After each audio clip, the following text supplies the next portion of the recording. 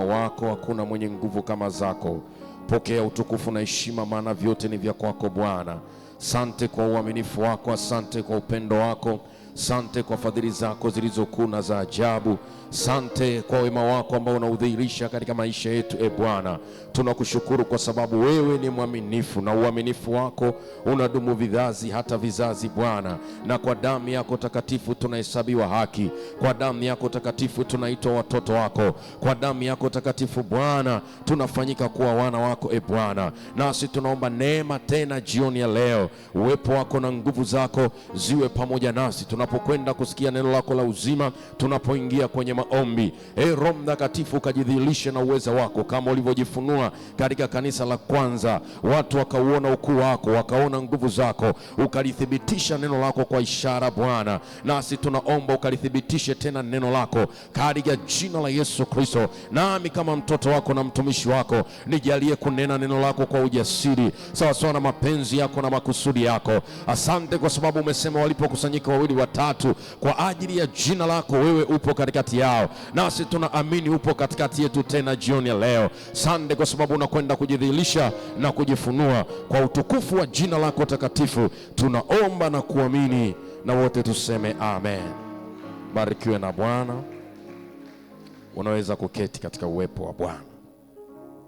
Amen. Tunamtukuza Mungu kwa majira haya tena na wakati huu ambao ametupatia. Ubarikiwe wewe ambaye umeweza kupata nafasi ya kuwepo nyumbani mwa Bwana katika majira haya. Somo letu la jioni linasema kushughulikia kila zuio lililowekwa ili usiifikie ahadi ya Mungu. Kushughulikia kila zuio lililowekwa ili usiifikie ahadi ya Mungu. Na jana nilikupa tu utangulizi kidogo kwa wale ambao walikuwepo. Tuliona utangulizi na kitabu kilichokuwa kinatuongoza ni Ayubu 38 ule mstari wa 11. Kitabu cha Ayubu sura ile ya 38 ule mstari wa 11, anaposema kwamba nikasema utafika mpaka hapa lakini hutapita, na hapa mawimbi yako yanyetayo hayatazuiliwa. Alijaribu kuonesha namna ambavyo bahari imewekewa mipaka, imewekewa zuio.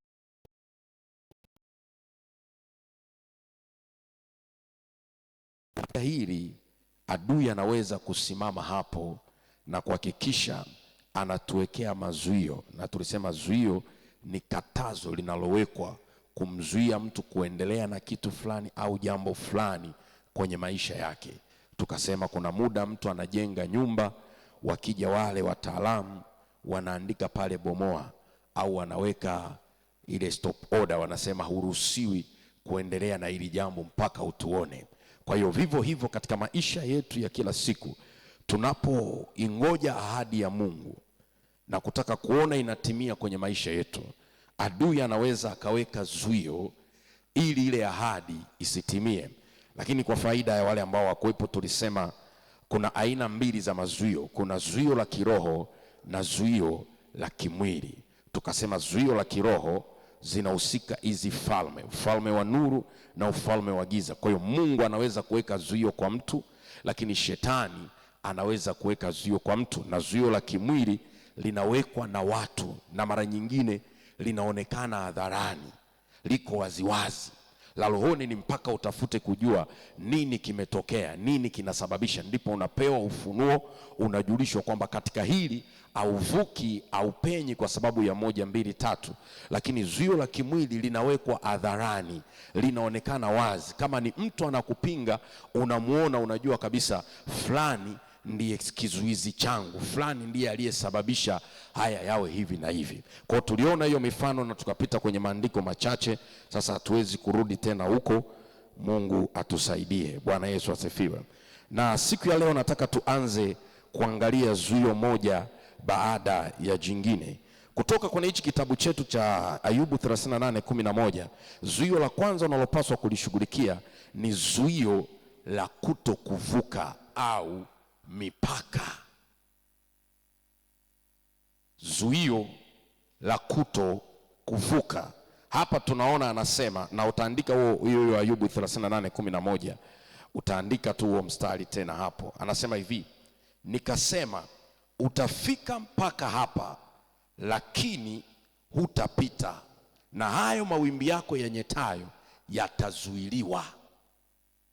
Kwa unaona, kumbe kuna namna katika maisha ya mwanadamu anapoingoja ahadi ya Mungu, anapoiendea ahadi ya Mungu, adui anaweka zuio la kuhakikisha huyu mtu avuke.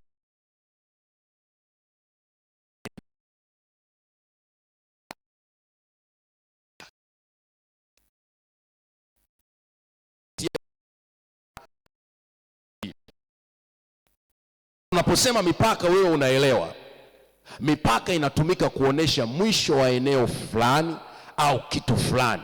Mpaka, unaposikia huu ni mpaka, unaonesha mwisho wa umiliki wa kitu fulani, kwamba mtu huyu haruhusiwi kusogea, haruhusiwi kuvuka hapa, haruhusiwi kuendelea, kwa sababu mpaka wake umeishia hapa. Kwa hiyo hilo ni zuio kwenye ulimwengu wa roho. Kwa hiyo kwenye maisha yetu ya kila siku tunapotembea tukiingoja ahadi ya Bwana na tukitamani kuona ahadi ya Mungu inatimia, adui anaweza akaweka zuio kwenye ulimwengu wa roho, kwenye ulimwengu wa mwili, kuhakikisha kwamba mtu fulani havuki katika eneo fulani. Ndio maana tunasema zuio la kutokuvuka. Unapoishi kwenye hii dunia na unataka kumwona Bwana anakufanikisha, unataka kuona Mungu anakusaidia, unaziona ahadi zake zikitimia, hakikisha unashughulika na zuio la kutokuvuka.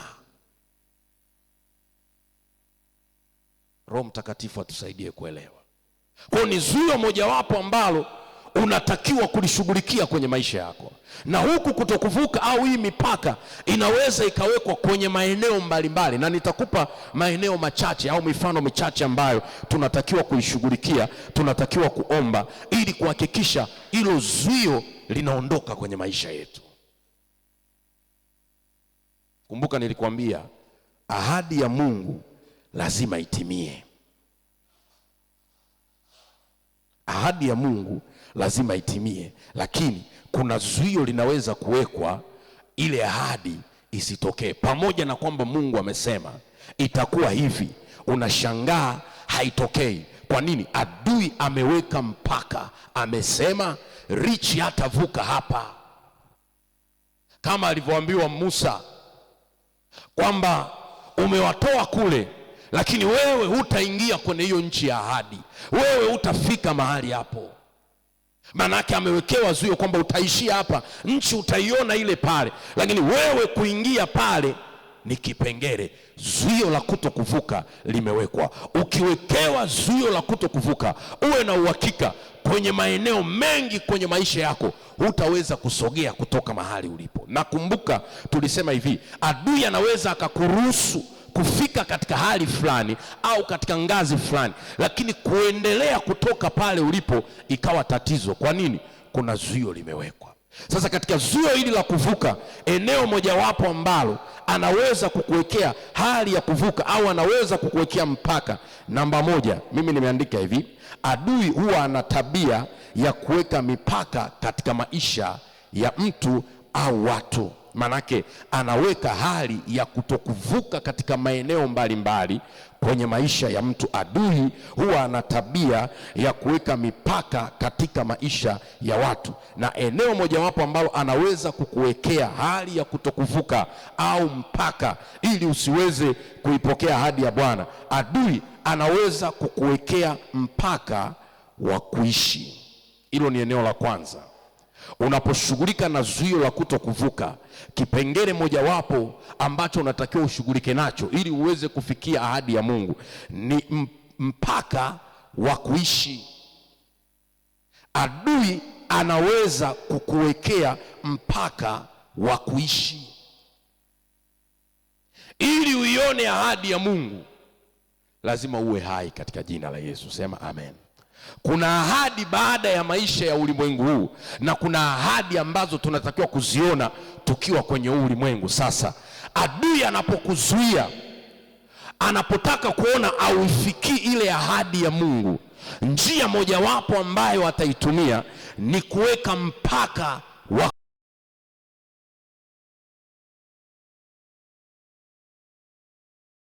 mazingira kuhakikisha kwamba huyu mtu hatavuka katika umri fulani. Ngoja tutumie mfano huu. Tufungue katika kile kitabu cha Zaburi ya 90. Fungua kitabu cha Zaburi ya 90.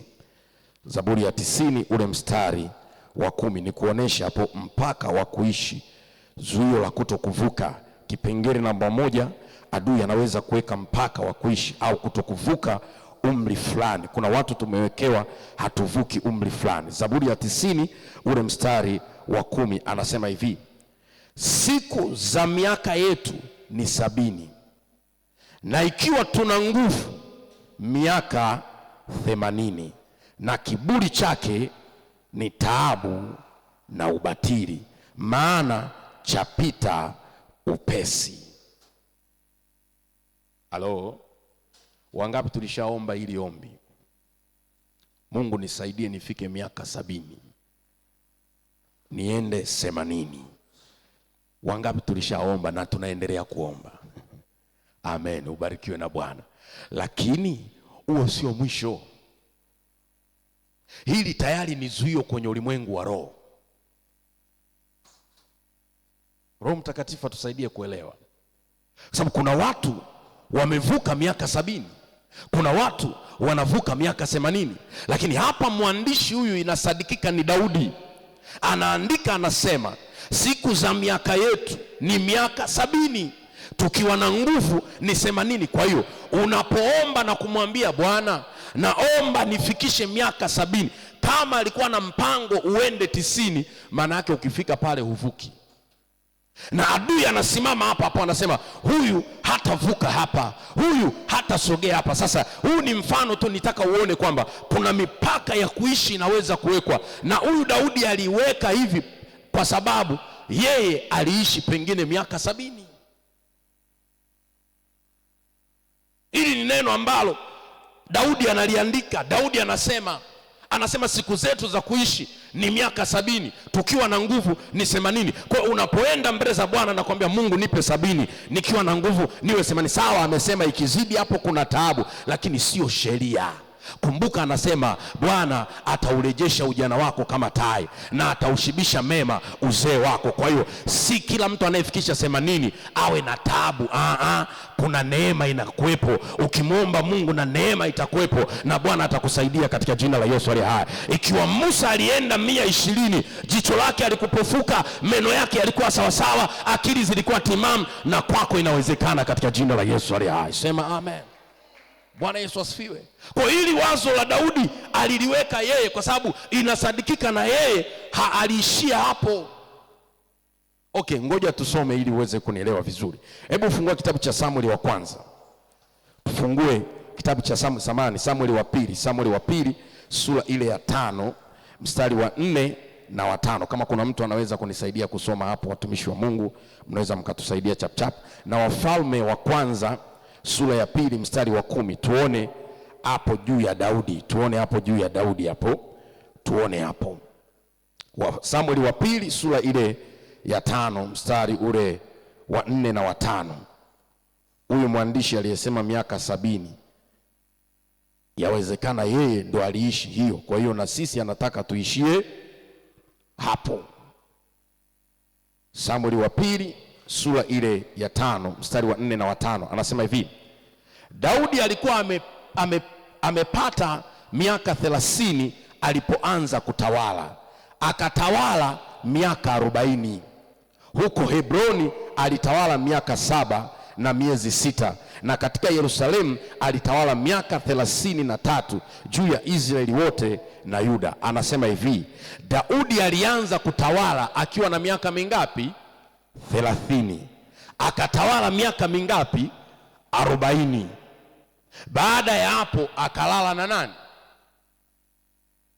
Halo, watu wa Mungu, mko pamoja na mimi? Wangapi tunajua hesabu za kujumlisha na kutoa? Mbarikiwe na Bwana. 30 jumlisha 40 ni ngapi? Kwa hiyo huyu jamaa yawezekana aliishi miaka mingapi? 70. Kwa kuwa hakutoboa akatuandikia sisi tutaishi mingapi, tukiwa na nguvu ni ngapi. Ni kweli tunatamani kufika kulingana na majira yalivyo. Ukifika hiyo miaka ni mkono wa Bwana. Sema amen. Sema amen. Lakini hoja yangu ni nini? Mstari huu umekaa kama zuio, kwamba ukijitahidi ukavuka hapo ni kipengele, ukienda 90 ni kipengele, ukienda 100 ni kipengele. Anasema baada ya hapo kiburi chake ni taabu, kiburi chake ni mateso. Sawa, lakini je, ndio sheria kwenye ulimwengu wa roho? Halo? Wafalme wa kwanza sura ile ya 2 mstari wa 10 na 11. Kuna mtu amefika hapa tusaidie kusoma chap chap. Wafalme wa kwanza sura ya 2 mstari ule wa 10 na 11. Tunaangalia hapo Daudi yawezekana aliishi miaka mingapi? 70. Anasema hivi: basi Daudi akalala na baba zake na babaze, akazikwa mjini mwa Daudi. Na siku alizotawala Daudi juu ya Israeli zilikuwa miaka 40. Huko Hebron alitawala miaka 7, na katika Yerusalemu akatawala miaka 33. Basi Sulemani akaketi katika kiti cha enzi cha baba yake. Unaona, alitawala miaka mingapi? 40. Huku tunaambiwa alianza kutawala akiwa na miaka 30. Kwa hiyo kukaa kwake kwenye utawala ni miaka 40 mpaka mauti inamkuta. Kwa hiyo maana yake aliishi miaka 40. Sasa kupitia kifungu hichi, adui anapotaka kuzuia kusudi la Mungu au mwanadamu asione ahadi ya Mungu, njia mojawapo atakayotumia, ataweka mpaka wa kuishi, kwamba huyu mtu hatavuka kwenye umri fulani, hatavuka kwenye miaka fulani. Kwa nini? Akivuka hapo ile ahadi itatimia, ile neema itafunuliwa. Cha kufanya tuhakikishe avuki hapo. Kwa lugha nyingine, atatumia mauti. Yohana 10:10 anasema hivi: mwivi haji ila aibe, achinje, aharibu. Kwa hiyo shetani ana uwezo wa kukatisha uhai wa mtu, ana uwezo wa kuweka mpaka wa kuishi. Nilikuwa mahali fulani nikakutana na mtu mmoja akaniambia, mtumishi, naomba utuombee sana familia yetu. Hakuna mtu anavuka kwenye umri fulani, na kila ikifika miezi fulani lazima mtu mmoja afe. Na sasa naona ile miezi imekaribia, sijui nani anaondoka. Halo? Tayari amekuwa na hofu ndani, amekuwa na wasiwasi ndani, amekuwa na mashaka kwamba ikifika mwezi wa 7 lazima mtu akate moto, lazima mtu aondoke kwenye hii dunia, lazima mtu aondoke kwenye hii dunia. Manake huo ni mpaka umeshawekwa kwamba kwenye ukoo huu, kwenye familia hii, mtu wa umri fulani au inapofika muda fulani lazima mtu aondoke. Manake maisha yake yanakatishwa, maisha yake yanaondolewa. Na si kila kifo kinatokana na Mungu. Kama mwivi anakuja ili achinje, aibe na kuharibu, manake adui siku zote akipata nafasi anaweza kukatisha maisha ya mtu, ana uwezo wa kuondoa maisha ya mtu. Ukisoma kile kitabu cha Ayubu sura ile ya 2 utaona maandiko yanasema Bwana anamruhusu shetani, anamwambia nenda kaguse mwili wake, ila tunza tu uhai wake. Manake anapewa onyo, anaambiwa mtendee mabaya yote unaoyajua Ayubu. Kama ni ugonjwa mpige, kama ni mateso mpe, ila uhai wake usiguse. Kwa lugha nyingine, angeruhusiwa, angemuondoa na Ayubu. Kama aliondoa watoto, angemuondoa na Ayubu. Kwa adui anaweza akakuwekea mpaka wa kuishi, kwamba huyu mtu atavuka kwenye umri fulani. Na wewe kwa kuwa unayo ahadi ya Mungu kwenye maisha yako, usikubali katika jina la Yesu aliye hai. Ndio maana tunashughulika na hilo zuio. Mwambie shetani, ninajua iko ahadi ya Bwana, hata kama sasa na miaka 60 lazima itimie katika jina la Yesu aliye hai. Mazingira unayotengeneza niondoke, ninapangua kwa jina la Yesu. Imeandikwa, sitakufa bali nitaishi nisimulie wema wa Bwana. Na mimi nataka kuiona ahadi ya Bwana, nisimulie matendo yake makuu. Manake unashughulika na lile zuio, adui anaondoa mkono wake, unaishi katika jina la Yesu aliye hai. Ikiwa alitengeneza mazingira akasema utaondoka, wanashangaa umeinuka katika jina la Yesu aliye hai. Sema amen. Adui anaweza kuweka mpaka wa kuishi. Ndio unashangaa unafika umri fulani unaanza kuona sasa mimi nakufa tu. Na mengine anatengeneza hila kabisa. Lakini Biblia iko wazi, akusamee maovu yako yote. Zaburi ya 103. Akuponya magonjwa yako yote. Au komboa uhai wako, au rejesha ujana wako kama, au shibisha mema uzee. Kwa hiyo manake kama adui ametengeneza zuio, anasema hautaishi umri fulani ili usione ahadi ya Bwana, kazi yako ni kuingia kwenye maombi, mwambie shetani nitaishi kwa sababu Mungu ametaka niishi. Ikiwa Bwana amekusudia niondoke sawa, lakini si mapenzi kwa matakwa yako mwenyewe, siondoki katika jina la Yesu aliye hai. Shughulika kwenye ulimwengu wa roho, lile zuio litaondoka, utapenya katika jina la Yesu aliye hai. Utaona ahadi ya Bwana, utauona wema wa Bwana, utaona kufadhiliwa na Bwana, na tutaungana kumshangilia Mungu kwa yale aliyotenda kwenye maisha yako. Kwa zuio mojawapo ni zuio la kutokuvuka wapi? Umri ambao umepangiwa na Mungu. Adui anaweza akaweka usivuke kwenye umri fulani. Ndio maana tunasema ni zuio la kuishi, kwamba atafika mpaka hapa lakini hatavuka.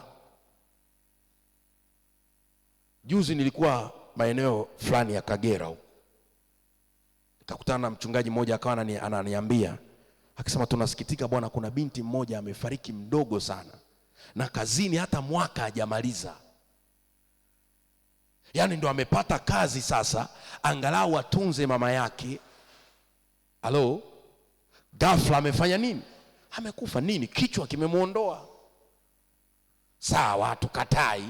Yawezekana ni mpango wa Mungu, hatujui, hilo ni fumbo, sasa anajua Mungu. Lakini alipoingia pale kwenye kazi, uwe na uhakika ufahamu wake ulibadilika, akajua sasa mipango yake inaenda kutimia, malengo alionayo yanaenda kutimia, atasaidia wazazi wake na wanaomzunguka. Wakasema afadhali sasa neema inaenda kufunuliwa. Lakini ghafla mauti ikamkumba.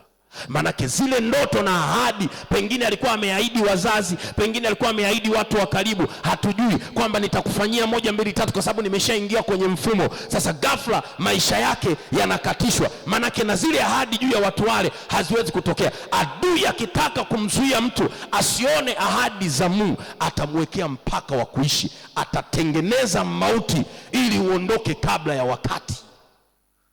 Na kuombea katika jina la Yesu aliye hai, usife kabla ya umri aliyokupangia Bwana na mema aliyoyakusudia Bwana kwenye maisha yako, paka uyaone katika jina la Yesu. Sema amina.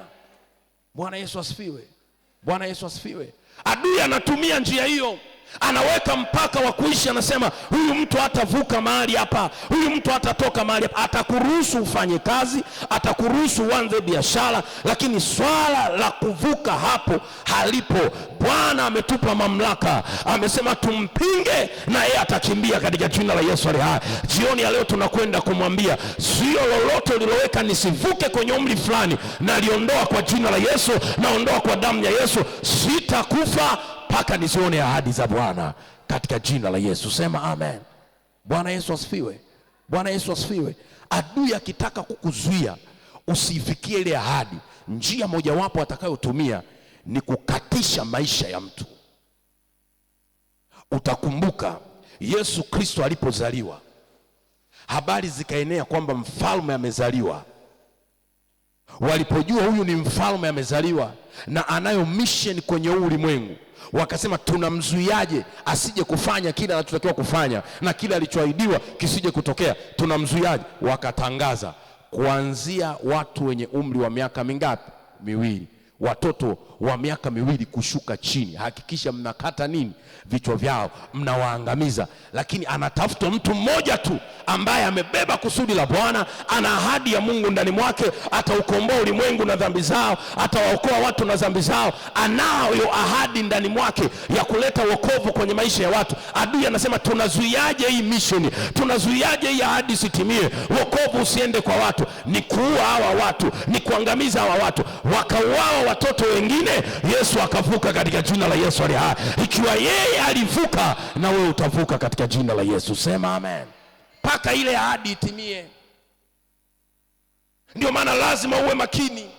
Unapokuwa na ahadi ya Mungu iliyo kubwa kwenye maisha yako, uwe na uhakika adui atakuinda, atatengeneza mazingira kuhakikisha hauvuki kwenye maeneo kadha wa kadha. Eneo mojawapo ni eneo la kuishi, umri wa kuishi atakupangia, atasema huyu hatavuka hapa. Ndio maana unaona yeyote aliye na ahadi ya kubwa ya Mungu lazima akutane na hali za kifo.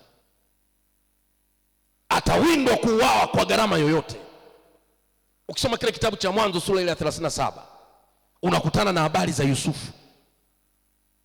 Aliota ndoto, miganda imemuinamia, nyota na mwezi zimemuinamia, ndugu zake wamemuinamia. Walipojua tafsiri ya ile ndoto wakasema, hivi ni kweli sisi tutakusujudia wewe? Wakamchukia ndani mwao, wakasema huyu tunamnyamazishaje? Anachokiona kisije kutokea, tunanyamazishaje? Siku moja ametumwa kwenda kuwaona kule machungani. Walipomwona mbali anakuja, wakasema yule bwana ndoto anakuja, na tumuue ili tuone ndoto alizonazo zitakuaje. Maanake ile ahadi aliyopewa ya kuwa mtu mkubwa itatimiaje, itatendekaje? Nini? Tumwekee mpaka wa kuishi kabla hayajatokea maisha yake yakatizwe, kabla hayajatokea uhai wake uondoke. Maanake adui ana tabia kuweka hali ya kutokuvuka kwenye umri fulani ili ahadi ya Mungu isitimie. Bwana amenituma kwako jioni ya leo, hilo zuio lazima liondoke katika jina la Yesu aliye hai.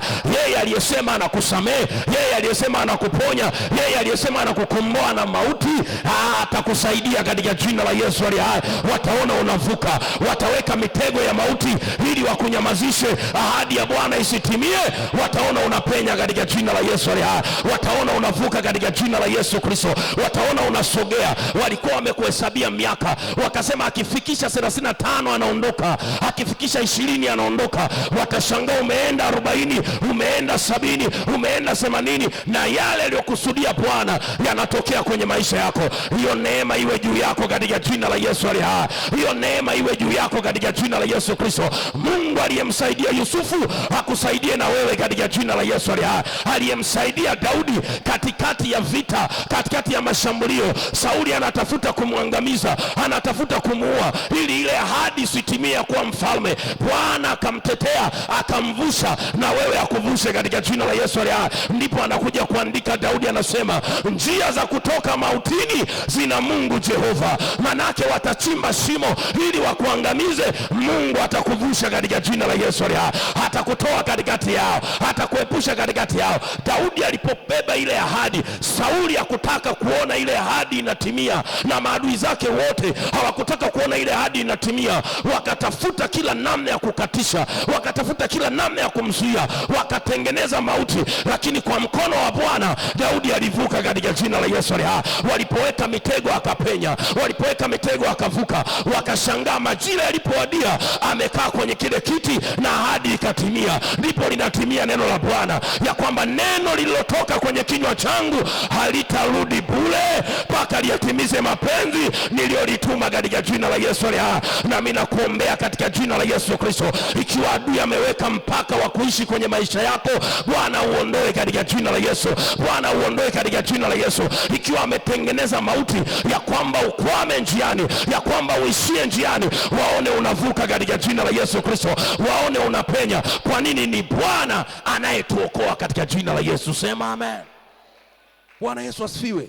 Njia za kutoka mautini zina Mungu Jehova. Manake yeye mwenyewe ndiye ataingilia kati, yeye mwenyewe ndiye atasimama kuhakikisha kwamba unavuka kwenye huo mtego. Anasema katika ile Zaburi ya 68 ule mstari wa 20, njia ya kutoka mautini ina Mungu Jehova.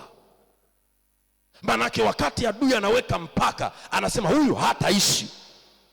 Wameweka na mtego, kwa sababu na yeye ni mchinjaji, anasema nitamuondoa hapa. Mungu anaingilia kati, Mungu anatokeza katikati, anasema huyu hatakufa mpaka nilichoahidi kitimie katika jina la Yesu aliye hai. Ndio maana utaona sasa Daudi anafika kwenye ile hali, wamemuinda, maadui wamemzunguka kila mahali, anasema hapa anakufa. Roho Mtakatifu anaingilia kati, anamwambia haufi, bado muda wa kufa, pokea ufunuo. Daudi anapata ufunuo, anajifanya kichaa, anaziachia ndevu zake, udende unaanza kudondoka, anajipitisha kama kichaa. Maadui wanamuona, wanasema huyu si ndiye? Mmoja anamwambia huyo sio, huyo ni kichaa, huyo ni kichaa. Alipoondoka wanashtuka ni Daudi. Kwa nini? Njia ya kutoka mautini ina Mungu Jehova katika jina la Yesu aliye hai. Wataweka mitego ya mauti, haitakupata katika jina la Yesu aliye hai. Wataweka mitego uangamie, utavuka katika jina la Yesu aliye hai. Kwa nini? Unayo ahadi ya Bwana na lazima itokee. Bwana amenituma kwako. Hilo zuio waliloweka la kukatisha maisha yako halitakuweza katika jina la Yesu aliye hai. Halitakupata katika jina la Yesu aliye hai. Namna yoyote watakayotumia, iwe ni magonjwa wataleta, Mungu atakuponya katika jina la Yesu aliye hai. Iwe ni ajali itaandaliwa, Mungu atakuvusha katika jina la Yesu aliye hai. Iwe ni mashambulio ya kichawi, Bwana atakuvusha, utapenya katika jina la Yesu aliye hai.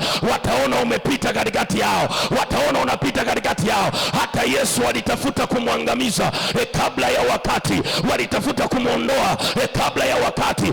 Biblia inasema walipombeba wakampeleka juu ya maporomoko, walipotaka kumtupa adondoke, alipita katikati yao. Hawakujua amepitaje. Ndivyo itakuwa kwako katika jina la Yesu aliye hai. Wakati wanasubiri tangazo la msiba wako, wataona umepona katika jina la Yesu. Wataona umeruhusiwa hospitali. Wakati wameweka mtego wa ajali ya kwamba gari ulilopanda lianguke, inaweza ikatokea ajali, wakatangazwa majeruhi na waliokufa, wakisubiri jina lako, wanaona umetoka salama. Kwa nini? Bwana ameingilia kati katika jina la Yesu aliye hai. Bwana ameingilia kati katika jina la Yesu aliye hai. Yeye aliyesema tumpinge shetani naye atakimbia. Na ndio maana Bwana ametupa nafasi, tunaenda kwa ujasiri, tunamwambia shetani, hautakatisha maisha yangu, hautanizuia. Hili zuio la kutokuvuka kwa habari ya umri uliloweka halitaniweza katika jina la Yesu aliye hai. Nitaishi miaka aliyoikusudia Bwana, nitaishi miaka aliyoiweka Bwana. Hiyo miaka aliyoweka nitaishi katika jina la Yesu aliye hai. Na si kuishi tu, nitayasimulia matendo yake ya ajabu, nitasimulia ukuu wake, nitasimulia ishara zake, maana Bwana amenilinda katika jina la Yesu aliye hai. Sema amen. Sema amina kubwa. Ndio maana lazima ujifunze kuingia kwenye maombi na kumwambia shetani, hautaweza kunizuia, achia kwa jina la Yesu. Sema amen. Sababu huo ni mkakati wake. Yeye anaitwa mwizi na mchinjaji. Kwa hiyo akipata nafasi anaweza akamuondoa mtu kabla ya wakati. Unashangaa tu kifo cha ghafla. Na ili kutekeleza mpango wake ataachilia magonjwa, ataleta roho za ajali, atatengeneza kila namna kuhakikisha unakata moto kabla ya wakati. Bwana amenituma kwako, anasema hautakufa kabla ya wakati katika jina la Yesu aliye hai. Tutaondoka kwa majira aliyoyakusudia Bwana. Bwana Yesu asifiwe. Si unajua kwenye Biblia kuna mtu mmoja nafikiri anaitwa Simeoni, aliambiwa hautakufa mpaka umuone nani? Masihi. Ahadi ya Mungu itimie. Kwa nini Mungu amwambie hautakufa? Kwa sababu anajua kuna namna adui anaweza akaingilia kati hapo ukaondoka kabla ya wakati.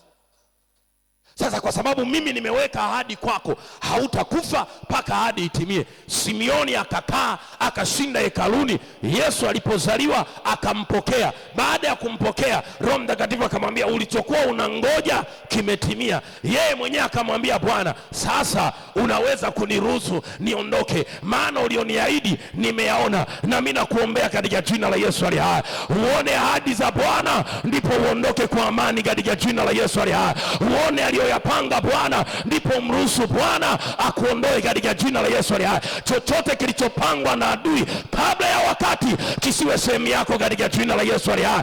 Aliyeyapanga mabaya yarudi kwake mara 7. Yeye aliyesema atatuokoa na mauti asimame upande wako. Yeye aliyesema atakulinda njiani akulinde nyakati zote. Yeye aliyesema mabaya hayatakupata asimame pamoja na wewe katika jina la Yesu aliye hai. Akulinde uingiapo, akulinde utokapo, wanaochimba mashimo ili wakatishe maisha yako, yawafukie wao katika jina la Yesu aliye hai, yawazike wao katika jina la Yesu aliye hai. Na ndio maana Bwana amenituma kwako, anasema usiogope wala usikate tamaa, bali kwa kuwa ahadi ya Bwana unaiona, endelea kuamini katika jina la Yesu aliye hai. Simama katika zamu yako, unaona dalili ya kifo, unaona dalili ya mauti, ingia kwenye maombi, mwambie Bwana, umesema njia kutoka mautini ina wewe Jehova, nami naomba kutoka, maana ninaona hali ya kifo imenizunguka. Daudi anasema hali ya kifo imenizunguka, kamba za kuzimu zimenizunguka, lakini Bwana alimvusha katika jina la Yesu aliye hai.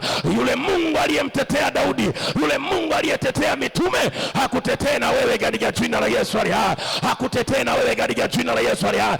Hakupe kushiba miaka, hakupe neema ya ongezeko. Ikiwa unaona mauti imekaribia, yamkini ni Bwana mwenyewe amekwambia muda wa kukaa umefika mwisho, nataka nikutwae, na unaona kuna vitu havijakaa sawa sawa, geukia ukuta kama Hezekia, mwambie Baba, kumbuka niliyoyafanya, ninaomba bonus kidogo. Mungu ni mwaminifu, atageuza uteka katika jina la Yesu aliye hai. Ikiwa Hezekia alitakiwa aondoke, Bwana akamwambia Isaya, rudi kamwambie nimeongeza miaka 15, huo upako uwe juu yako katika jina la Yesu aliye hai. Bwana achilie bonus. Ikiwa ulikuwa umekaribia ule mwisho, Mungu akupe bonus tena. Mungu achilie neema. Pokea hiyo neema ya ongezeko, pokea hiyo neema ya kuvuka, pokea hiyo neema ya kuvuka. Huo mpaka uliowekwa tunauondoa, kama maandiko yanavyosema, panua mipaka ya hema zako, ongeza hozi zako, na mimi nakuombea hozi ya miaka yako iongezeke katika jina la Yesu aliye hai, isidishwe katika jina la Yesu aliye hai. Huo upako na neema hiyo iwe juu yako. Sio mimi nasema, ni Bwana amesema. Yeye aliyesema tuombe lolote na atatenda, na tunapoomba anajibu. Moja ya ombi ni kumwambia Bwana, hilo sio waliloweka, ninavuka katika jina la Yesu aliye hai, navuka katika jina la Yesu aliye hai, navuka katika jina la Yesu aliye hai, navuka katika jina la Yesu aliye hai. Unamwambia nipe bonus. Mungu ni mwaminifu, atakupa bonus, na ile bonus anayokupa unamwambia isiwe ya taabu, iwe ya mema katika jina la Yesu aliye hai. Sema amen. Simama kwa miguu yako pale ulipo. Nataka twende mbele za Bwana kwa dakika chache tulizo nazo, tukamwambie Bwana jioni ya leo, liko zuio limewekwa la kutovuka kwa habari ya maisha, lakini tunajua wewe ni Mungu mwaminifu. Tunaomba hiyo neema ya kuvuka huo mpaka katika jina la Yesu. Sema amen. Sema amina kubwa. Ni kweli ni 70 na 80, lakini mwambie Bwana, kama hayajatimia nahitaji kuvuka hapo. Kwa adui anaweza kukuwekea zuio la kutokuvuka. Utaruhusiwa kufika hapa, lakini hutapita. Tunakataa katika jina la Yesu aliye hai. Nilikupa mfano jana wa mtumishi wa Mungu Mwalimu Mwakasege. Tunaona bado anaendelea na maono. Umri umesogea, lakini bado amesimamia maono. Kwa nini? Anayo ahadi ndani. Sasa sisi bado lazima tutimize katika jina la Yesu aliye hai. Lazima tutimize katika jina la Yesu aliye hai.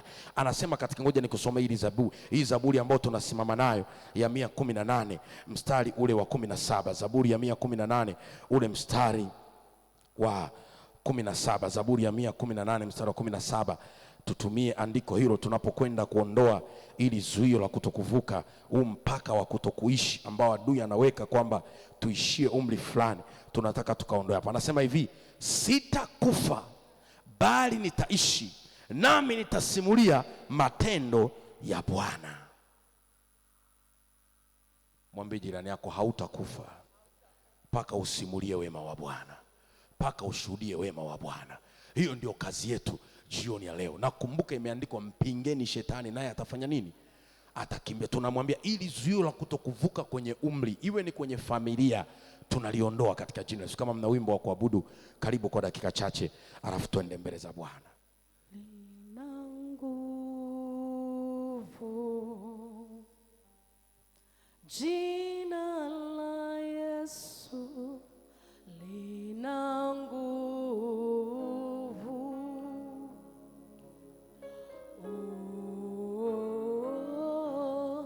Lina nguvu. Yes, Lord. Jina la Yesu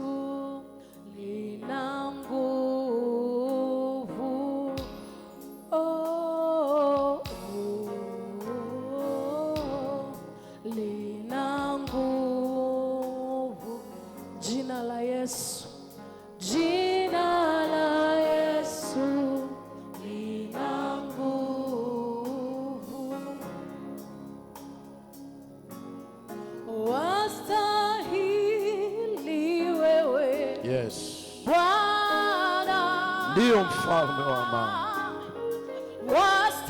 Wastahili wewe Bwana,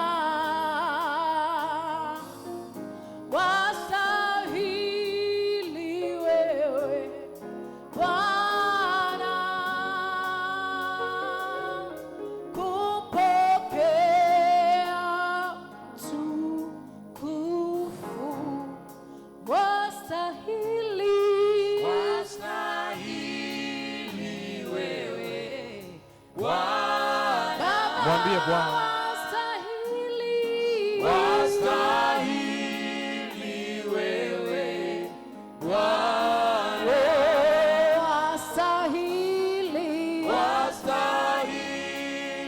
wewe Bwana, kupokea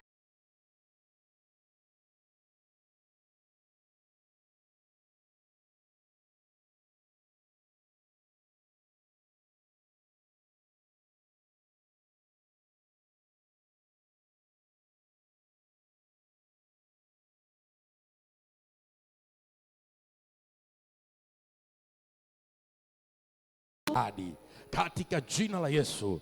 Mpaka huo wa kuishi ambao adui ameweka nisivuke kwenye umri fulani na kuiona ahadi na kuona ahadi, kwa jina la Yesu, kwa damu ya Yesu, kwa jina la Yesu, kwa damu ya Yesu. Imeandikwa katika Zaburi ya 118 mstari wa 17 ya kwamba sitakufa bali kwa damu ya Yesu, kwa jina la Yesu, kwa damu ya Yesu. Enyi mapepo, enyi wachawi, ewe shetani, sikia neno la Bwana. Sitakufa bali nitaishi, sitakufa bali nitaishi. Kila mauti ya ghafla, kila mauti ya ghafla unayoitengeneza ili kutuondoa kabla ya wakati, mpaka uliotuwekea wa kuishi kwenye familia, kwenye ukoo, juu yangu ninauondoa kwa damu ya Yesu, ninaondoa kwa damu ya Yesu, ninaondoa kwa damu ya Yesu. Magonjwa unayoyaleta ili niondoke kabla ya wakati, na yaondoa kwa jina la Yesu, kwa damu ya Yesu, kwa damu ya Yesu. Roho za ajali, ajali unazoziweka ili kunikatisha kabla ya wakati, ninapangua kwa jina la Yesu, kwa damu ya Yesu. Namna yoyote ile ninapangua kwa jina la Yesu. Hebu nenda mbele za Bwana, ondoa huo mpaka, ondoa huo mpaka wa kuishi ambao umewekewa, ya kwamba utavuka umri fulani, utafikia umri fulani, kwa sababu kuna ahadi mbele zako, kuna ahadi ambayo Bwana amekuwekea. Ondoa huo mpaka, ondoa huo mpaka katika jina la Yesu Kristo, kwa damu ya Yesu Kristo, kwa jina la Yesu Kristo. Bwana, tunakuita sawa sawa na neno lako. Wewe uliyesema tukiomba sawa sawa na neno lako na mapenzi yako Bwana, utatimiza tuyaombayo, utatenda tuyaombayo. Nasi kwa damu takatifu ya Yesu Kristo na kwa jina la Bwana wetu Yesu Kristo, katika jina la Yesu tunakuja patakatifu pako, tunaomba neema ya kuvuka, tunaomba neema ya kuvuka. Tumezungukwa na hofu ya kifo, tumezungukwa na hofu ya kifo, hofu ya mauti. Kamba za mauti zimetuzunguka Bwana, zimetuzingira pande zote, kukatisha uhai, kuondoa uhai, tusione ahadi. Kwa jina la Yesu, kwa damu ya Yesu, kwa jina la Yesu, kwa damu ya Yesu, tunaomba neema na msaada wako, tunaomba neema na uwezesho wako, tunaomba neema na msaada wako, tuweze kuvuka, tuweze kupenya katika jina la Yesu, kwa damu ya Yesu, kwa jina la Yesu, kwa damu ya Yesu, kwa jina la Yesu, kwa damu ya Yesu, kwa jina la Yesu, kwa damu ya Yesu.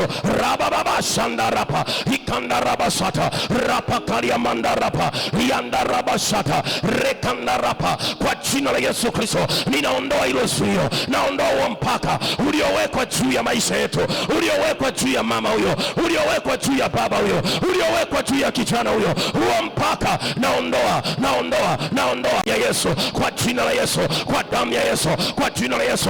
Achia maisha yake, achia miaka yake. Ni wewe Bwana uliyesema na Simeoni, ni wewe Bwana uliyesema na nabii Ana, yule nabii mke Bwana, ya kwamba mpaka Kristo atazaliwa atakaa hekaluni akiomba mpaka alipokuja Kristo. Simeoni akamwona Bwana, wewe ni mwaminifu.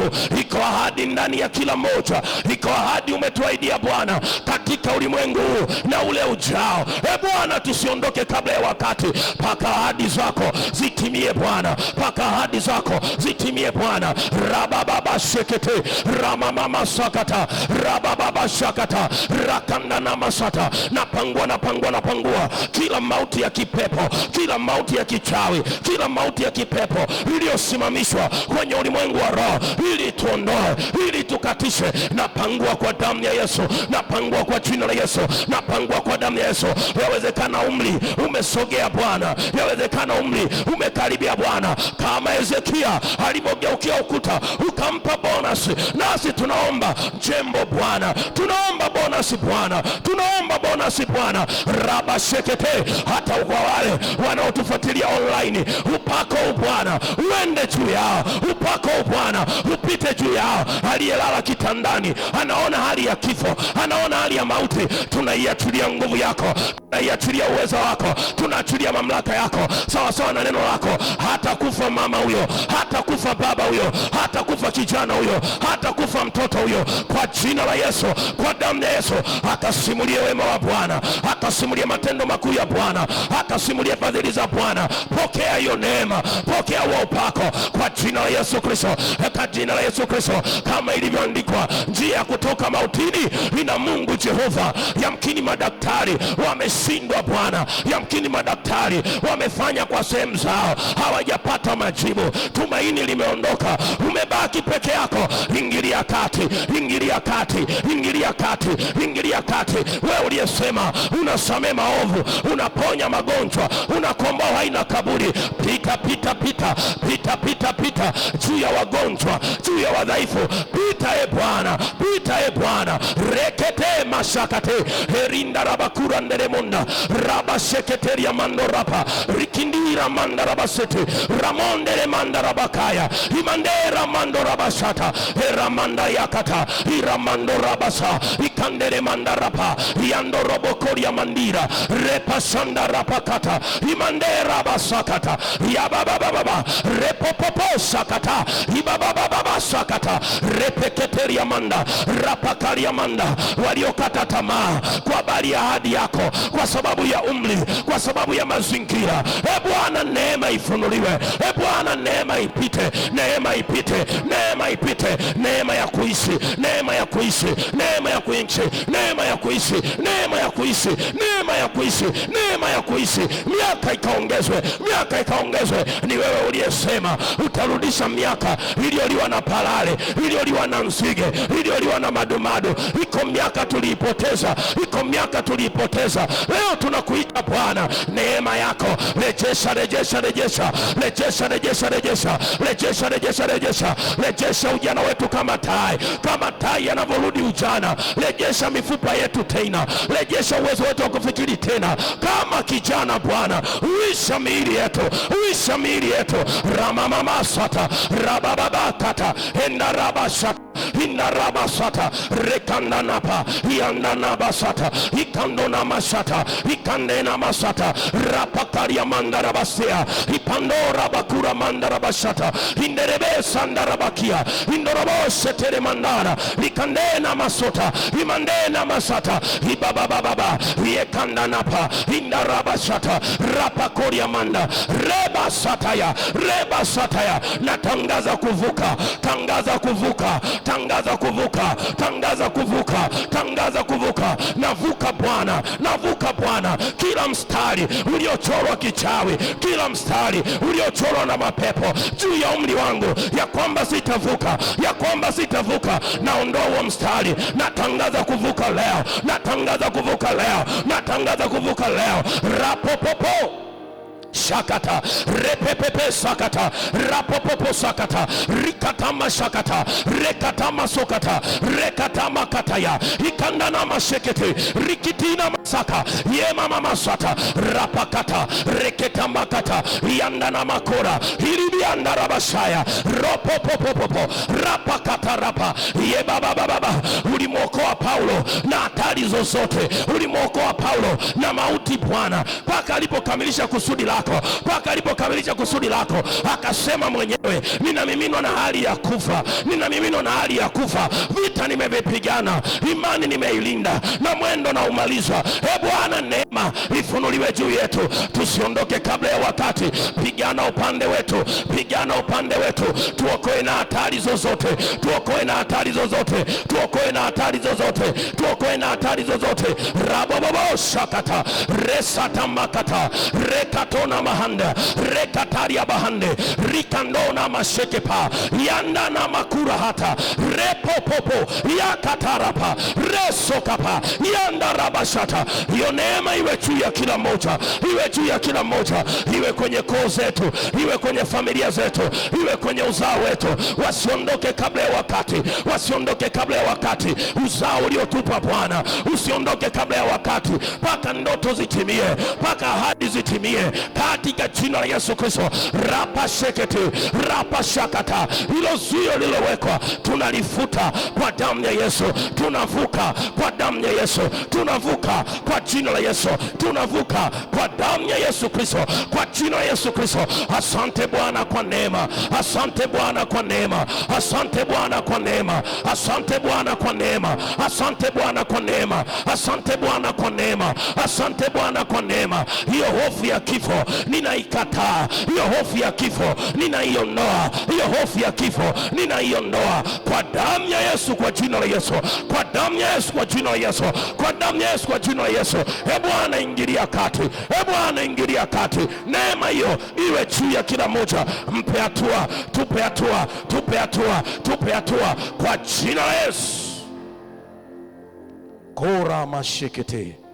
Sante Mungu wa neema, sante Mungu mwaminifu, asante kwa sababu unasikia, asante kwa sababu zuio hili linaondoka, asante kwa sababu mpaka unaondoka, asante kwa sababu mpaka unaondoka, asante kwa sababu kila mipaka iliyowekwa juu ya uzao wetu, juu ya maisha yetu, ili kulizuia kusudi tusione ahadi, mipaka hiyo inaondoka.